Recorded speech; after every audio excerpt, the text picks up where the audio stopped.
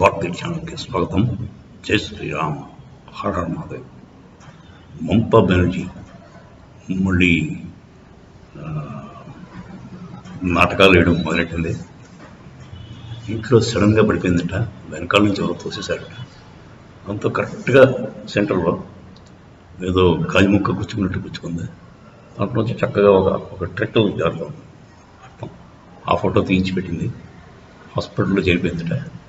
Hospital వాళ్ళంతా వెంటనే discharge చేశారు, పంపించేశారు. ఒక చిన్న కట్టి అది ఎందుకు వచ్చింది, అక్కడ తగిలింది, ఏ రాయి తగిలిందా, గాజు మొక్క తగిలిందా, ఇంట్లో మరి గాజు మొక్కలు రాళ్ళు పెట్టుకుని ఉంది ఆవిడ. అవన్నీ ఇన్వెస్టిగేషన్ అక్కడ లేదు, క్లారిటీ లేదు.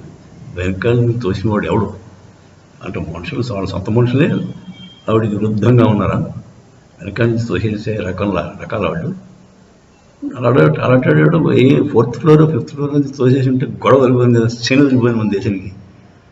మరి ఎందుకు చేసాడు పాప అమ్మాయికి. నేనైతే సేఫ్గా టాప్ ఫ్లోర్ నుంచి తోసేసాను. సరే, అది నమ్మసఖ్యంగా లేదు నాకైతే.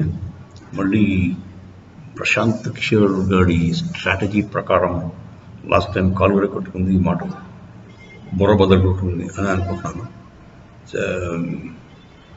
ఎలక్షన్ స్టంట్ అని నేను దృఢంగా నమ్ముతున్నాను. మీరంతా కూడా ఏమంటారు చెప్పండి కామెంట్స్ రూపంలో.